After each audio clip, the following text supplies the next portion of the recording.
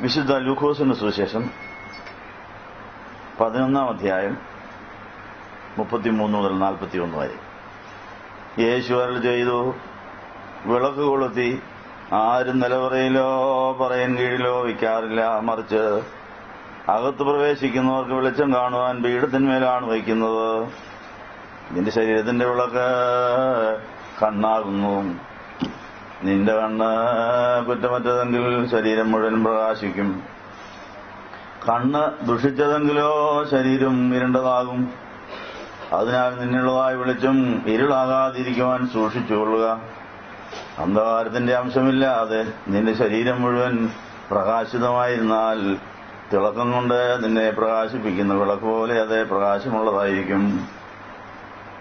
യേശു സംസാരിച്ചുകൊണ്ടിരിക്കുമ്പോൾ ഒരു പരീശൻ തന്നോടുകൂടെ ഭക്ഷണം കഴിക്കുവാൻ അവനെ ക്ഷണിച്ചു. അവൻ ആ പരീശന്റെ ഭവനത്തിൽ കടന്ന് ഭക്ഷണത്തിനിരുന്നു. ഭക്ഷണത്തിനു മുമ്പേ അവൻ കൈ കഴുകിയില്ല എന്ന് കണ്ടിട്ട് ആ പരീശൻ ആശ്ചര്യപ്പെട്ടു.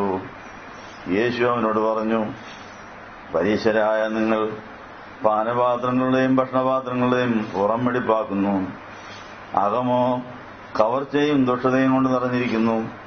ബുദ്ധിഹീനരെ, പുറം നിർമ്മിച്ചവനല്ലയോ അകവും നിർമ്മിച്ചത്. നിങ്ങൾക്കുള്ളത് ഭിക്ഷ നൽകുവീൻ, അപ്പോൾ നിങ്ങൾക്കുള്ളതെല്ലാം ശുദ്ധമായി തീരും. സ്വല്പസമയം ഇരിക്കാം. വിശുദ്ധ കുർബാനയ്ക്ക് വിശുദ്ധ ലൂക്കോസിന്റെ സുവിശേഷം 11-ാം അധ്യായം 33 മുതൽ 41 വരെയുള്ള ഈ വേദഭാഗം നാളത്തെ വിശുദ്ധ കുർബാനയ്ക്ക് വായിക്കാൻ വെച്ചിരിക്കുന്നതാണ്. നാളെ ഇവിടെ കുർബാന ഇല്ലാത്തതുകൊണ്ട് നിങ്ങൾ ഏത് പള്ളിയിൽ പോയാലും ആ പള്ളിയിൽ ഈ വേദഭാഗം വായിക്കുമ്പോൾ മാതാവിനും കർത്താവിനും നമുക്ക് തരാനുള്ള അനുഗ്രഹങ്ങൾ ഏറ്റുവാങ്ങുവാൻ നമ്മൾ എങ്ങനെ ശുദ്ധീകരിക്കപ്പെടണമെന്ന് പഠിക്കുവാനാണ് ഈ വേദഭാഗം ഇന്നെ വായിച്ചിരിക്കുന്നത്. വിശുദ്ധ ലൂക്കോസ് 11:41 നിങ്ങൾക്കുള്ളത് ഭിക്ഷ നൽകുകയും അപ്പോൾ നിങ്ങൾക്കുള്ളതെല്ലാം ശുദ്ധമായി തീരുമെന്ന് പറയുന്നു. ഇപ്പൊ ശുദ്ധീകരണവും ഭിക്ഷ കൊടുക്കലുമായിട്ടുള്ള ബന്ധം എന്താണ്? മാതാവിന്റെ വാങ്ങപ്പെരുന്നാളിന് ശേഷമുള്ള 5-ാം ഞായറാഴ്ചയാണ് ഇത് വായിക്കുന്നത്. പിതാക്കന്മാർ ഈ വേദഭാഗത്തിൽ പരോക്ഷമായി മാതാവിന്റെ ജീവിതം നമ്മളെ എടുത്തു കാണിക്കുന്നുണ്ട്. മാതാവിന്റെ ജീവിത വിജയം പഠിക്കുന്നതിന് ഈ വചനം എങ്ങനെ നമ്മൾ പ്രായോഗികമാക്കണമെന്ന് പിതാക്കന്മാർ നമ്മളെ പഠിപ്പിക്കുകയാണ്. നമ്മൾ വിശുദ്ധരായി തീർന്നാൽ വിശുദ്ധനായ ദൈവത്തിന്റെ വാസസ്ഥലമാകാൻ കഴിയും. പരിശുദ്ധാത്മാവിന്റെ കുടിയിരിപ്പിന്റെ ഭവനമായി നമുക്കൊരു ചലിക്കുന്ന സ്വർഗവും ചലിക്കുന്ന പള്ളിയുമാകാൻ കഴിയുമെന്നാണ് തിരുവചനം നമ്മളെ പഠിപ്പിക്കുന്നത്.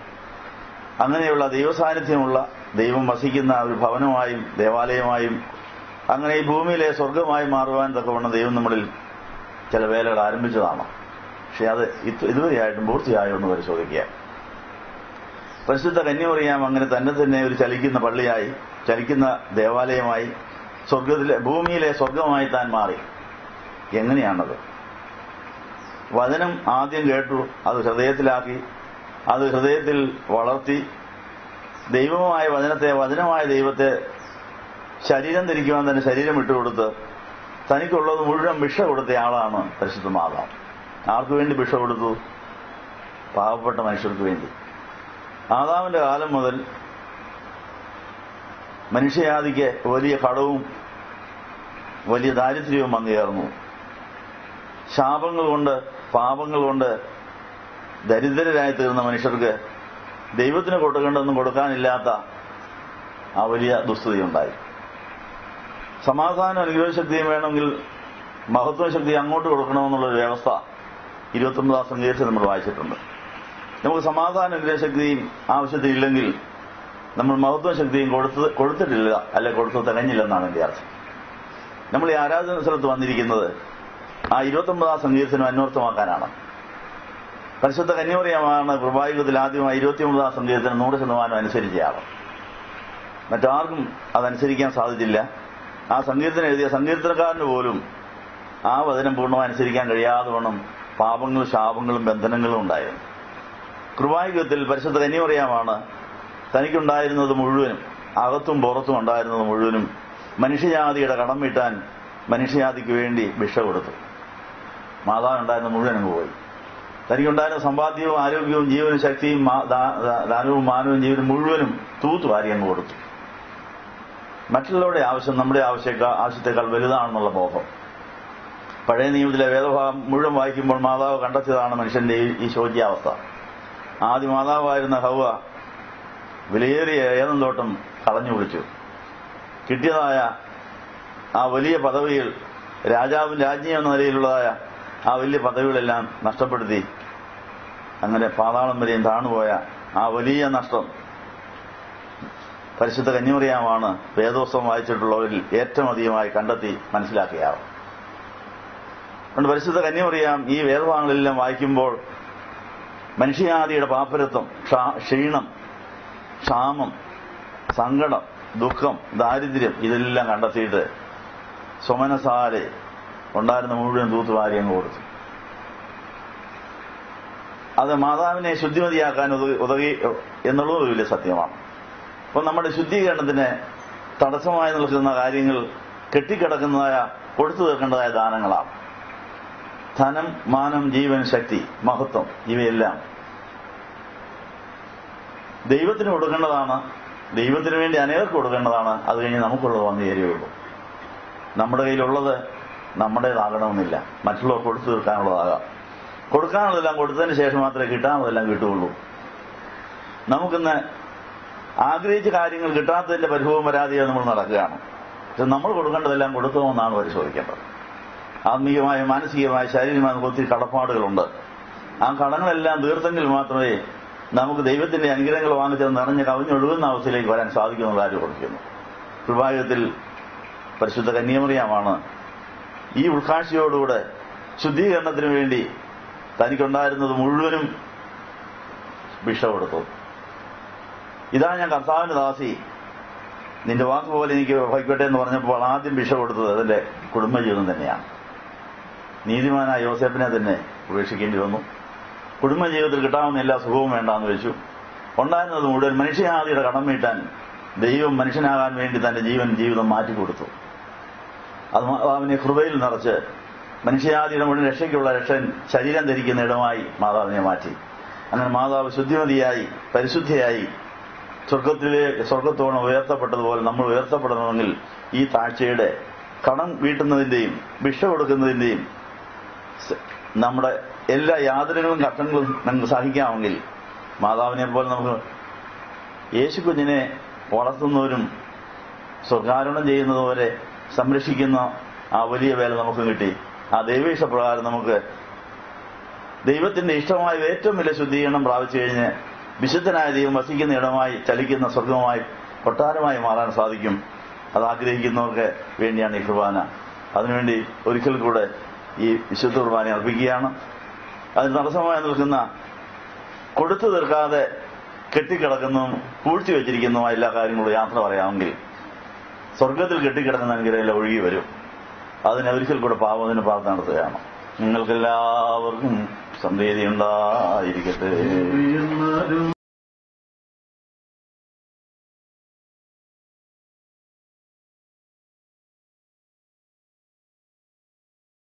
വേലകളെല്ലാം പൂർത്തീകരിക്കാൻ നമ്മൾ നമ്മുടെ മഹത്വശക്തി അവിടേക്ക് അയച്ചു കൊടുക്കുമ്പോൾ നിത്യസമ്പത്തായി കർത്താവിന്റെ ഭവനം പണിക്കുള്ളതായ ഈ ഭൂമിയിൽ എടുക്കാവുന്നതായ 3 കൂട്ടം കാര്യമാണ് വിശ്വാസവും, പ്രത്യാശയും, ദൈവസ്നേഹവും. അത് മാത്രമേ നമുക്ക് സ്വർഗത്തിലോട്ട് കൊണ്ടുപോകാനൊക്കെ ഉള്ളൂ. ഈ ഭൂമിയിൽ നിന്ന് എടുക്കപ്പെടുകയുള്ളൂ. നമുക്ക് കിട്ടുന്ന എല്ലാ അനുഭവങ്ങളും വിശ്വാസത്തിന്റെയും പ്രത്യാശയുടെയും ദൈവസ്നേഹത്തിന്റെയും വർധനവിനാണെന്നുള്ള കാര്യം ഓർപ്പിക്കുന്നു. അത് വർദ്ധിക്കണമെങ്കിൽ തിന്മയുടെ അവകാശം തീർന്ന് നന്മ നമ്മളെ ഭരിക്കണമെന്നുള്ള കാര്യം ഓർപ്പിക്കുന്നു. തിന്മയുടെ അവകാശം എങ്ങനെയാണ് വന്നത്? കൊടുക്കേണ്ടത് കൊടുക്കാതിരിക്കുന്നത് തിന്മയും പാപവുമായി തീരും. കൊടുക്കരുതാത്തത് കൊടുത്താൽ അതും പാപമാണ്. ദൈവത്തിന് കൊടുക്കേണ്ടത് മറ്റാർക്കെങ്കിലും കൊടുത്താൽ അത് പാപമാണ്. ഭർത്താവിന് കൊടുക്കാൻ ഭാര്യമാർ വെച്ചിരിക്കുന്നത് വേറെ ആർക്കെങ്കിലും കൊടുത്താൽ അത് പാപമാണ്. ഭാര്യയ്ക്ക് കൊടുക്കാൻ ഭർത്താവ് വെച്ചിരിക്കുന്നത് വേറെ ആർക്കെങ്കിലും കൊടുത്താൽ അതും പാപമാണ്. കൊടുക്കേണ്ടവർക്ക് കൊടുക്കേണ്ട സമയത്ത് കൊടുക്കേണ്ട പോലെ കൊടുത്താലേ ശുദ്ധീകരണം പൂർത്തിയാവുള്ളൂ. നമ്മുടെ കഴിഞ്ഞ കാല ജീവിതത്തിൽ ഇതിനകത്തൊരു താളം തെറ്റലുണ്ട്.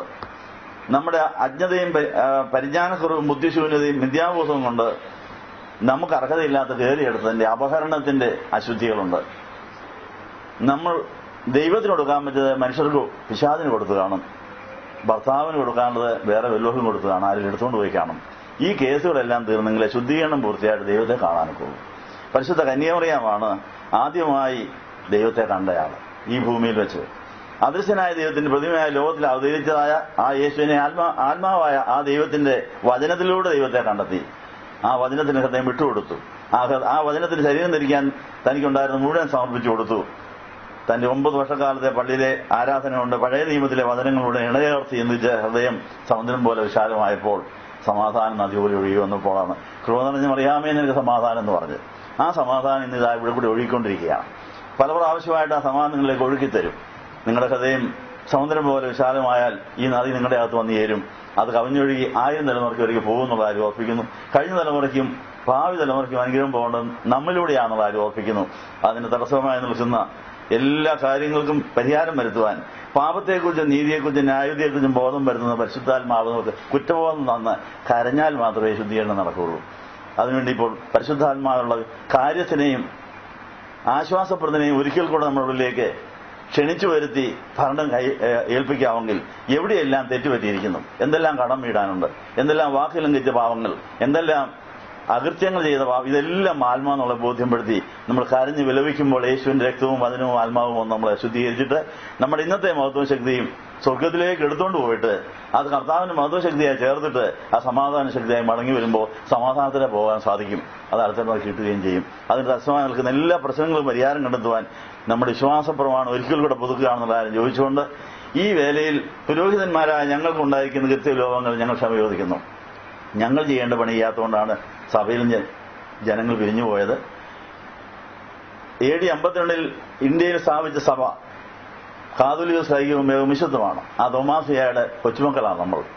തോമാസിയായിലൂടെ നമുക്ക് വരുന്ന അനുഗ്രഹം പലതും നമ്മളിൽ വന്നു ചേരുന്നില്ല. ഇടയ്ക്ക് ചോർന്നു പോവുക, പലതും കെട്ടിക്കിടക്കുന്നു. ഇവിടുന്ന് കിട്ടേണ്ടത് കിട്ടാതെ വന്നതുകൊണ്ടാണ് പുതിയ സഭകൾ ഉണ്ടായത്. എല്ലാ സഭയിലും ഒന്നായി ഒരിടേനും ഒരു തൊഴുത്തുവാകുക. നമ്മൾ മുഖാന്തരം ആരെങ്കിലും നമ്മുടെ വീട്ടിൽ നിന്നോ സഭയിൽ നിന്നോ പോയെങ്കിൽ നമ്മൾ ക്ഷമ ചോദിക്കണം. ഏതെങ്കിലും ഭാര്യ പിണങ്ങിപ്പോയെങ്കിൽ, ഏതെങ്കിലും ഭർത്താവ് പിണങ്ങിയെങ്കിൽ, ഏതെങ്കിലും മക്കൾ പോയെങ്കിൽ, ഏതെങ്കിലും ജോലിക്കാർ പോയെങ്കിൽ എനിക്കെന്താണ് അതിനകത്ത് ഉത്തരവാദിത്വം? നമ്മൾ കുറ്റം പറഞ്ഞുകൊണ്ടിരിക്കാതെ ഞാൻ മുഖാന്തരം ആരെല്ലാം അകന്നുപോയി അടുക്കേണ്ട അതിന് എന്നോട് ക്ഷമിക്കണമെന്ന് ഞാൻ പറയുന്നു. നിങ്ങൾക്ക് പറയാവോ? അപ്പോൾ ഇന്നത്തെ മഹത്വ ശക്തി എടുക്കപ്പെട്ട് അനുഗ്രഹ സമാധാന ശക്തിയെ മടങ്ങി വരും. ജന്മസാഫല്യം അടയാൻ സാധിക്കും എന്നുള്ള കാര്യം ഓർപ്പിച്ചുകൊണ്ട് ക്ഷമ ചോദിക്കുകയാണ്. സഹോദരി സഹോദരങ്ങളെ, മാതാപിതാക്കളെ, ഗുരുക്കന്മാരെ ഞങ്ങളോട് ക്ഷമിക്കണം. ഈ കുർബാന അംഗീകരിക്കപ്പെടുക എന്നുള്ളത് ഞങ്ങൾക്ക് വേണ്ടിയും പ്രാർത്ഥിക്കണം. 5ാം ഞായറാഴ്ചത്തെ ആരാധനയ്ക്കുള്ള ഒരുക്ക ധ്യാനമാണിത്. നാളെ നിങ്ങൾ ഏത് പള്ളിയിൽ പോയി ആരാധിച്ചാലും ശുദ്ധീകരണം പൂർത്തിയായിട്ട് ദൈവത്തെ കാണുകയും രുചിക്കുകയും ആസ്വദിക്കുകയും ചെയ്തിട്ട് അത് നമ്മുടെ തലമുറകൾക്ക് മുഴുവൻ അനുഗ്രഹമായി തീരാൻ വേണ്ടിയുള്ള മാതാവിന്റെ മാതൃകയിലുള്ള നമ്മുടെ ജീവിതത്തെ ക്രമപ്പെടുത്തുകയാണ്. മാതാവ് തന്റെ വചനം കേട്ട ആ തനിക്കുണ്ടായ ഉൾക്കാഴ്ചകൾ തന്റെ ഇരിക്കുന്നത് മുഴുവനും കടം വീട്ടാനുള്ള പിതാവിന്റെ സമ്മാനമാണ്. പിതാവ് തന്നിൽ സൂക്ഷിച്ചു വെച്ചതാണെന്ന കാര്യം നമുക്ക് ബോധ്യമുണ്ടോ? നമ്മുടെ ഉള്ളതായ ധനം, മാനം, ജീവൻ, ജീവിതം മുതലായവ ദൈവം ദാനമായി തന്നത് നമ്മുടെയും നമ്മുടെ പൂർവികരുടെയും സഭയുടെയും കടം വീട്ടാൻ വേണ്ടി ഉപയോഗിച്ചതിന് ശേഷം കടബാധ്യതകൾ തീർന്നതിന് ശേഷമേ നമുക്ക് മിച്ചം വെക്കാനൊക്കെ വന്നില്ല. നമുക്കൊന്നും മിച്ചം വരാത്തതിന്റെ കാര്യം നമുക്ക് കിട്ടുന്നതെല്ലാം കടക്കാരെടുത്തുകൊണ്ട് പോവുകയാണ്. കൊടുത്തില്ല, എടുക്കാൻ സാധ്യതയുണ്ട്. അല്ലെ കെട്ടിക്കിടന്നാൽ അതും അശുദ്ധമായി തീരും. പരിശുദ്ധ മാതാവിന്റെ ആ ഉൾക്കാഴ്ചയാണ് മാതാവിനുള്ളത് മുഴുവൻ മനുഷ്യജാതിയുടെ രക്ഷയ്ക്ക് വേണ്ടി മാറ്റിവെക്കുവാനും സംഭാവന ചെയ്യുവാനും മാതാവിനെ പ്രേരിപ്പിച്ചത്.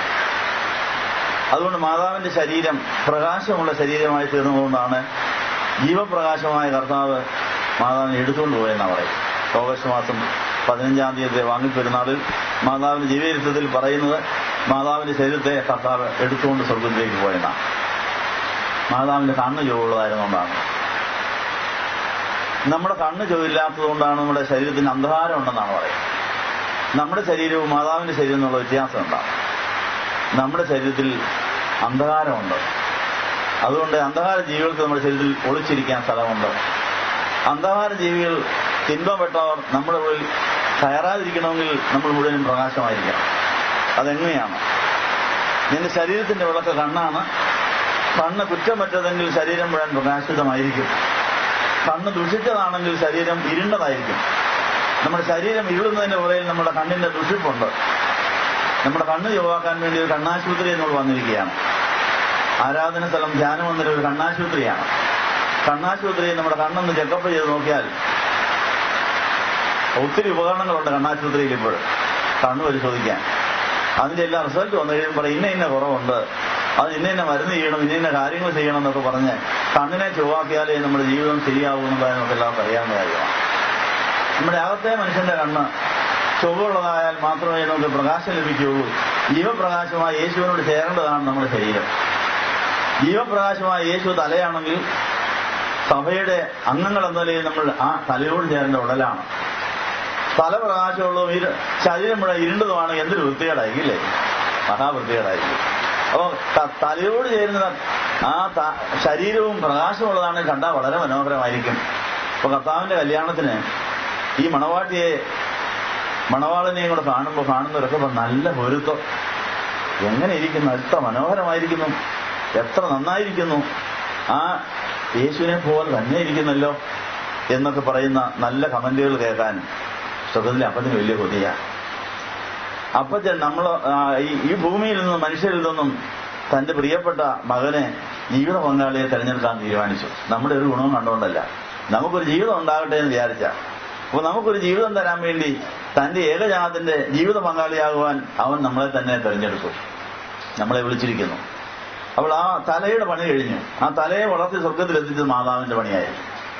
ഇനി ഉടലിനെ അവിടെ എത്തിക്കുന്ന പണി നമ്മുടെ എല്ലാവരുടെയും കൂടെ പണിയാണ്.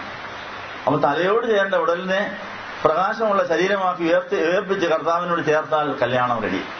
കണ്ണടച്ച് തുറക്കുന്ന ഈ പരിപാടിയൊക്കെ നടക്കും. പക്ഷെ കണ്ണ് ചുവാക്കലിന്റെ സമയം ഒത്തിരി വരും. കണ്ണാശുപത്രി പോയാൽ അറിയാം, ടെസ്റ്റിന് തന്നെ സമയത്തിന് ഇല്ലേ, എന്തെല്ലാം മെഷീൻസാ, എത്ര മണിക്കൂർ ഇരുന്നാലാ പറ്റുന്നത്. ഞാനൊന്ന് പോയി നോക്കി കഴിഞ്ഞ ആഴ്ച, മണിക്കൂറുകളങ്ങ് പോയി. ഏതെല്ലാം ഡോക്ടർമാരാ നോക്കാനിരിക്കുന്നത്, എന്തെല്ലാം മെഷീൻസാ. ഇതെല്ലാം കഴിഞ്ഞിട്ട് കിട്ടിയ റിസൾട്ട് ഷുഗറുണ്ട്, കണ്ണ് തകരാൻ സാധ്യതയുണ്ട്, സൂക്ഷിച്ചോണമെന്നൊരു മുന്നറിയിപ്പ് തന്നിട്ടിരിക്കുക.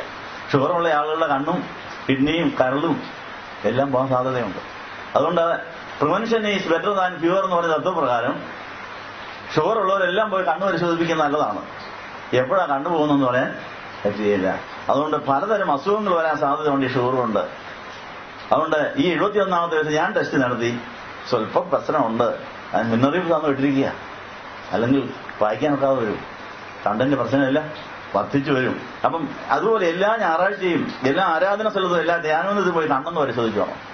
എന്താ, പരിശുദ്ധ മാതാവിന്റെ ഹോസ്പിറ്റലിൽ കണ്ണാശുപത്രിയുണ്ട്, കണ്ണ് പരിശോധിക്കുന്ന യന്ത്രങ്ങളൊക്കെ ഉണ്ട്. അപ്പൊ അങ്ങനെയാണെന്ന് ബുക്ക് ചെയ്ത് ടെസ്റ്റ് ചെയ്ത് റിസൾട്ട് അറിയണം, കണ്ണ് ചുവവുള്ളതാണോ ഇല്ലയോ. കണ്ണിനെ ചുവവില്ലാതാക്കുന്നത് നമ്മുടെ പരസ്പര വിരുദ്ധമായ ആഗ്രഹങ്ങളാണ് എന്നിവിടെ പറഞ്ഞിട്ടുണ്ട്. നമ്മുടെ ഹൃദയത്തിൽ കവർച്ചയുണ്ടോ, ദുഷ്ടതയുണ്ടോ? അകത്ത് കവർച്ചയും ദുഷ്ടതയുണ്ടെങ്കിൽ അത് കണ്ണിനെ വികലമാക്കും. അത് ഷുഗർ ഉണ്ടാക്കുന്ന പരിപാടിയാണ്. ഷുഗറിന്റെ പ്രശ്നം എന്നാ? കഴിക്കുന്നൊന്നും കിട്ടാതെ മുഴുവൻ ഒഴുകി അങ്ങ് പോവുക. കഴിക്കുന്നതിനെ ദഹിപ്പിക്കാൻ കഴിയാതെ അത് നമ്മൾക്ക് വലിയ നാശനഷ്ടങ്ങൾ വരുന്നു. കണ്ണിനെയും കളയുന്നു, രക്തത്തെ അശുദ്ധമാക്കുന്നു, ശരീരത്തെ അശുദ്ധമാക്കുന്നു. ഈ പ്രശ്നം പരിഹരിക്കണം. അപ്പോൾ നമ്മുടെ ജീവിതത്തിലെ പ്രമേഹ രോഗം എത്രയാണെന്ന് നല്ലവണ്ണം പരിശോധിക്കണം. 3.5 കൊല്ലം കർത്താവിന്റെ കൂടെ നടന്ന കർത്താവിന്റെ ശിഷ്യന്മാർക്ക് ചിലർക്കെല്ലാം പ്രമേഹ രോഗം ഉണ്ടായിരുന്നു. അത് 2 പേരാണ്. ഉയർത്തെഴുന്നേറ്റ ശേഷം യേശു ഉയർത്തെഴുന്നേറ്റിന്റെ കേട്ടിട്ട് പോലും സന്തോഷിക്കാൻ കഴിയാതെ വാടിയ മുഖത്തോടെ നടന്ന ക്ലയോപ്പാവും കൂട്ടുകാരനും 3.5 കൊല്ലം പ്രസംഗം കേട്ടതാ. 3.5 കൊല്ലം കർത്താവിന് കുറേ നടന്ന, പക്ഷേ പ്രമേഹം മാറിയിട്ടില്ലായിരുന്നു. കിട്ടിയ വചനമൊന്നും ശരിക്കും ദഹിച്ചില്ല. പിന്നെ കർത്താവ് ഇവരെയും കൊണ്ട് 7 നാഴി നടക്കേണ്ടി വന്നു. ഈ പ്രമേഹ രോഗത്തിനുള്ള ഒരു നല്ല മരുന്നാണ് നടപ്പ്. 1 മണിക്കൂറെങ്കിലും നടക്കുന്നത് നല്ലതാണ്. കർത്താവ് അതിനുണ്ട് ഉയർത്തെഴുന്നേറ്റ് കർത്താവിന് പറന്ന് നടക്കാൻ കഴിവുള്ള ആൾ ഇവരുടെ പ്രമേഹം മാറ്റാൻ വേണ്ടി കൂടെ അങ്ങ് 7 നാഴി അങ്ങ് നടന്നു കൊടുത്തു. നടപ്പിനിടയിൽ കർത്താവ് ക്ലാസ് എടുത്തു, ഇൻസുലിൻ കുത്തിവെച്ചു.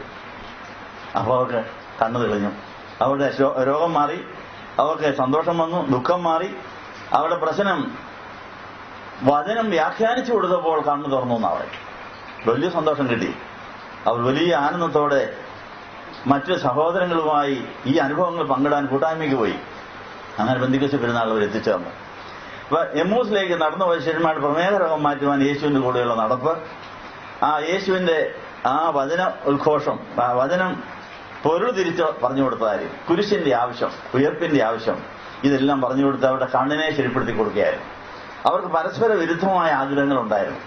നമുക്കെല്ലാം പറ്റിയിരിക്കുന്ന കുഴപ്പം പരസ്പര വിരുദ്ധമായ ആഗ്രഹങ്ങൾ കൊണ്ട് നടക്കുക.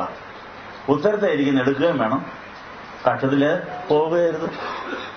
അത് നടപ്പുള്ള പരിപാടിയില്ല. ഏതൊന്നും കക്ഷത്തിലേ കളഞ്ഞാലേ ഉത്തരത്തെ എടുക്കാനൊക്കെ ഉള്ളൂ. നമുക്കിത് രണ്ടും വേണമെന്ന് നടക്കുക, രണ്ടും നടക്കുന്നില്ല. അപ്പൊ അതുകൊണ്ട് നമ്മുടെ ജീവിതത്തിൽ ഏതെല്ലാം പരസ്പര വിരുദ്ധമായ ആഗ്രഹങ്ങളുണ്ടോ അതിൻ്റെ യാത്ര പറയണം. വചനത്തിന്റെ ഉൾക്കാഴ്ച കിട്ടുമ്പോഴാണ് ദൈവം തരാത്തതൊന്നും എനിക്ക് വേണ്ട, മറ്റുള്ളവർ കൊടുക്കാൻ തന്നിരിക്കുന്നൊന്നും എനിക്ക് വേണ്ട, ഈ രണ്ട് ഉൾക്കാഴ്ച. ഏതെങ്കിലും പോസ്റ്റ്മാൻ തന്നെ കിട്ടിയിരിക്കുന്ന മണി ഓർഡർ ഒന്ന് മറിച്ചേക്കാമെന്ന് വിചാരിച്ച് മറിച്ചാൽ എങ്ങനെ ഇരിക്കും? ജോലിയും പോവും, കേസും വരും, വലിയ പ്രശ്നങ്ങളാ. അതുകൊണ്ട് മണി ഓർഡർ കൊണ്ട് നടക്കുന്ന പോസ്റ്റ്മാൻ ആരുടേതാണ് എഴുതിയിരിക്കുന്നത് അയാളെ കണ്ടുപിടിച്ചുകൊണ്ട് ഏൽപ്പിച്ച് അയാൾ അവർ ഒപ്പിട്ട് വാങ്ങിച്ചാലേ അവന് ജോലി തരുള്ളൂ. അത് അവന്റെ പണമല്ല, അവന്റെ പോക്കറ്റിലാണ് കിടക്കുന്നെന്നുള്ള ശരി. പക്ഷെ അത് കൊടുത്തു തീർക്കാനുള്ളതാണ്. അത് കൊടുത്തു തീർത്താലേ 1-ാം തീയതി ശമ്പളം അവന് കിട്ടുള്ളൂ. അപ്പൊ നേരത്തെ ഇതൊന്ന് എടുത്ത് മറിച്ചാൽ ശമ്പളവും കിട്ടുകയില്ല, കേസും വരുള്ളതെല്ലാം പോവുകയും ചെയ്യും. പോസ്റ്റ്മാനെ പോലെ നമ്മുടെ കയ്യിൽ പലതും വന്നു ചേരും. നിങ്ങൾ ആരെങ്കിലും നിങ്ങളുടെ കയ്യിൽ വരുന്ന പണം ആർക്കുള്ളതാണെന്ന് ചോദിച്ചിട്ടുണ്ടോ?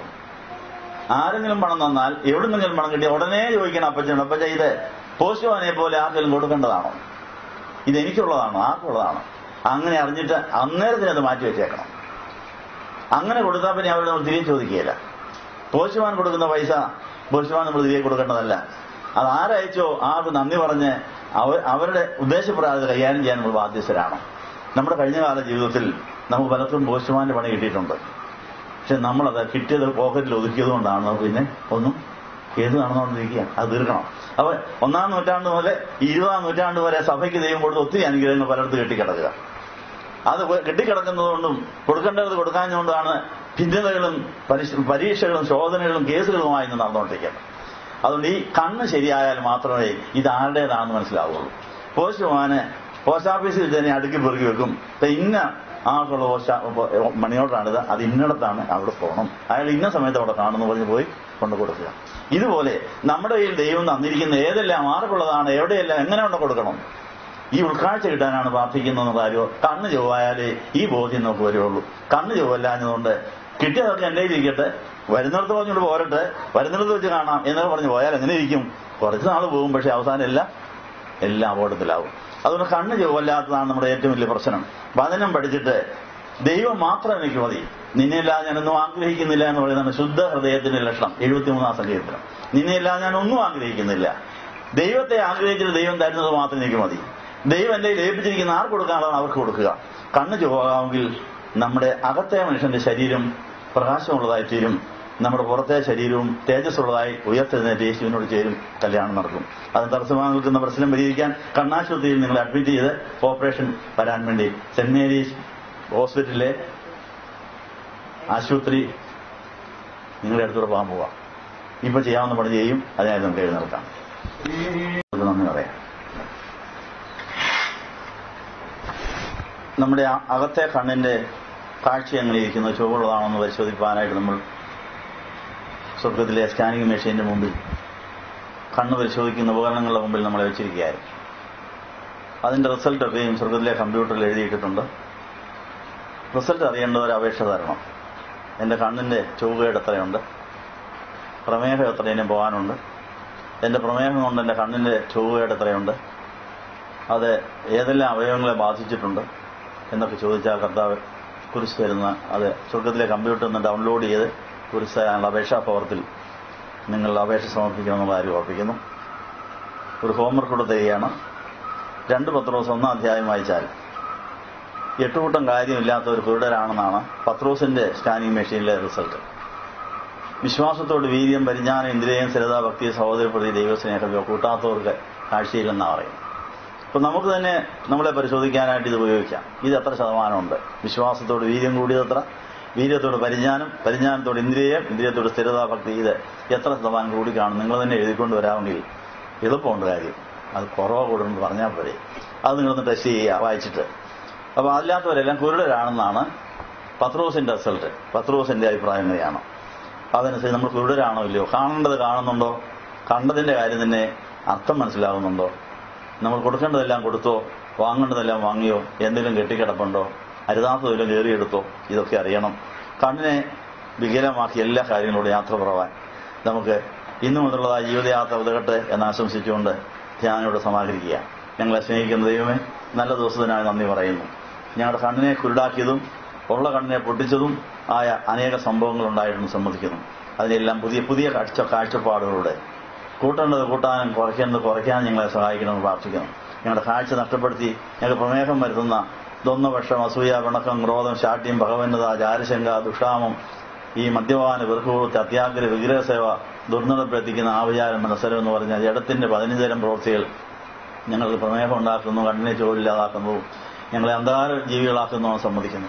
ഇവയോടെല്ലാം യാത്ര പറഞ്ഞാൽ കുറയ്ക്കേണ്ടത് കുറച്ച് കൂട്ടേണ്ടത് കൂട്ടിക്കഴിഞ്ഞാൽ ഞങ്ങൾ യേശുവിന്റെ തലയോട് ചേരുന്ന ഉടലായി നീതിയും സൂര്യനായി അവൻ ശോഭിക്കുമ്പോൾ ആ കർത്താവാകുന്ന ആ സൂര്യനോട് ചേരുന്ന അതേ പ്രകാശമുള്ള അതേ പ്രകാശം പ്രതിഫലിപ്പിക്കുന്ന ശരീരമായി ഞങ്ങളെ മാറ്റുവാൻ നീ സഹായിക്കണമെന്ന് യേശുവിന്റെ നാമത്തിൽ യാചിക്കുന്നത് പിതാവിനും പുത്രനും പരിശുദ്ധാത്മാവിനും സ്തുതിയിലേക്കുവാനായിട്ട് തന്നെ.